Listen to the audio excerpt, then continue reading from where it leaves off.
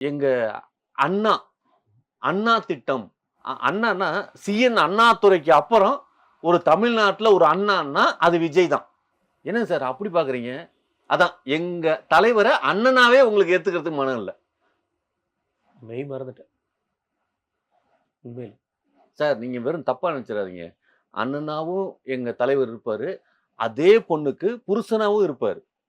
புரியுதுங்களா? அவங்கலாம் சொல்லியிருக்காங்கல்ல. என்னண்ணா அண்ணனா இருந்துட்டா என்ன எப்படி நடத்துவாரு அப்படின்லாம். யா யாரு எப்படி ஆசைப்படுறா அடுத்தவங்களோட ஆசைய நிறைவேத்தணுங்கிறது எங்க தலைவரோட எண்ணம். ஆமா. அவரோட ஆசைகள நிராசைகள ஆக்கிட்டு, அடுத்தவங்களோட ஆசைகளுக்காக மட்டுமே இன்னைக்கு ஒவ்வொரு பிரச்சார பீரங்கியா இருந்து வேலை செஞ்சுட்டு இருக்காரு. பேராசைப்பட்டிருக்காரு. பேராசைப்பட்டுருக்காரா? வேற ஒண்ணும் இல்ல. ஐயோ! இது அதான் சார் அப்படிதான் தெரியும். உங்களுக்கெல்லாம் எப்படி புரிய வைக்கிறதுன்னே தெரியல. உங்களுக்கு எப்படியா புரிய வைக்கிறது? ஐயா மக்கள் புரிய வச்சுருவாங்க இன்னும் கொஞ்ச நாள்ல. இன்னும் 20 நாள் தான் இருக்கு. புரிய வச்சுருவாங்க. அதாவது படிக்கிறீங்க, காலேஜ்ல படிக்கிறீங்க, படிக்கிறதுக்கு ஒரு திட்டம், ஒரு லோனு. வேலை தேடுறதுக்கு ஒரு லோனு. அந்த வேலை தேடுறவனே வேலை குடுப்பாங்கறதுக்கு ஒரு லோனு. வேற என்னதான்யா மிச்சம் வச்சிருக்கீங்க? அதாவது தலைவர் நந்தகுமார் அவர்கள் சொன்ன திட்டங்கள விட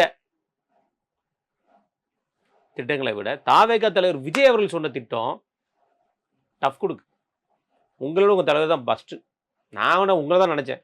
மக்களுமே சொல்லிட்டு இருந்தீங்க. எல்லாரும் சொன்னீங்கல்ல, தலைவர் நந்தகுமார் தானே பெஸ்ட்டுன்னு சொன்னீங்க. உங்கள மிஞ்சிட்டாரு உங்க தலைவர்.